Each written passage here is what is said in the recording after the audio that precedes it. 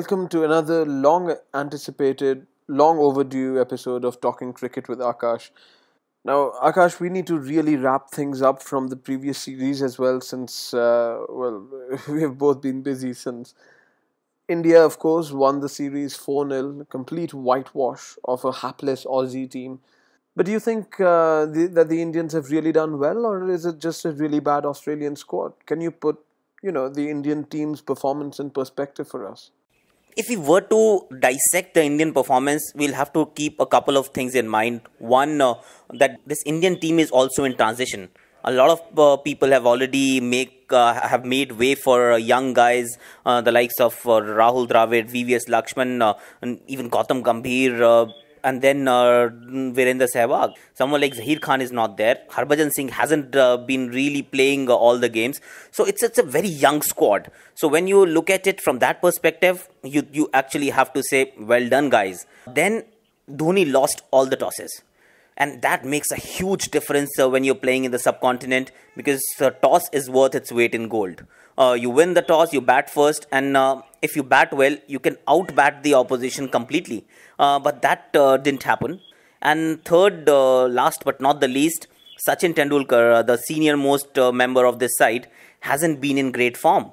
So he hasn't really contributed with the bat, barring that 181 run knock in Chennai in the first test match. He didn't really score enough runs. So when you look at these things in perspective, then yes, this Indian team has done very well. And yes, this Australian team is perhaps the weakest to have toured India. But then again, we'll have to bear in mind that Australians have won only once in 40 years. So a lot of good teams have come and have been defeated comprehensively.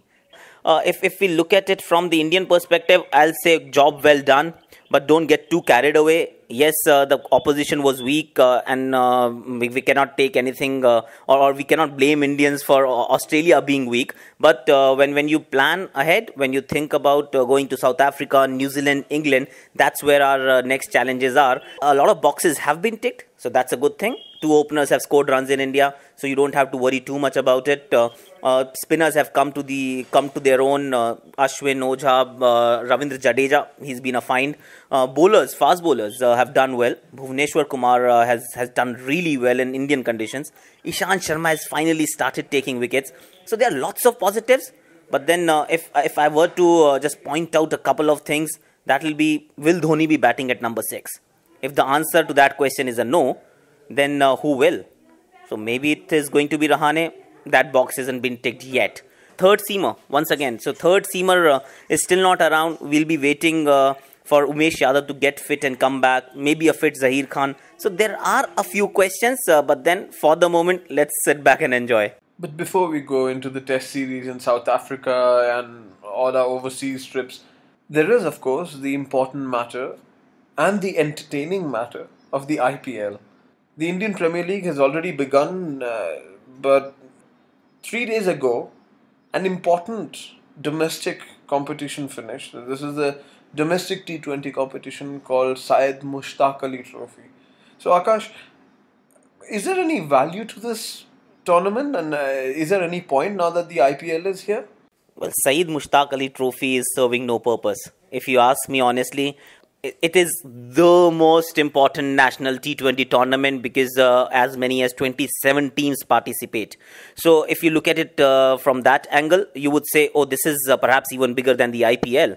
But the reality is something else, because we don't treat the Syed Mushtaq Ali champions as the domestic champions, and they don't get an entry into the Champions League. So we ourselves are saying that it is not a good enough tournament, and we don't really rate the national champion as the national champion. So when we don't do that, I think it serves little purpose. Two, the scheduling. It's back-breaking to say the least. Delhi, for instance, played, I think, 5 games in 5 days, and then were asked to play 5 more games in 6 days. That's insane. It's inhuman. It's impossible for anyone to actually play 5 T20 in 5 days and then another 5 in 6 days. You're asking for trouble, you're asking for injuries, and you will eventually find people dropping out, missing the matches, because unfortunately the tournament finishes only 3 days before the IPL starts. So how many players are actually going to put in their best for Syed Mushtaq Ali Trophy, playing for their respective states, and jeopardize their chances of doing well in the IPL? So in my opinion, if you can't find a proper window, if you can't really make sure that it's given its due importance, there is no point in holding or having this Syed Mushtaq Ali Trophy anymore. Now, coming to the IPL itself, the very first ball of the IPL this year, we saw Brett Lee get rid of Unmukh Chand with a delivery that was just too quick for the young guy to handle.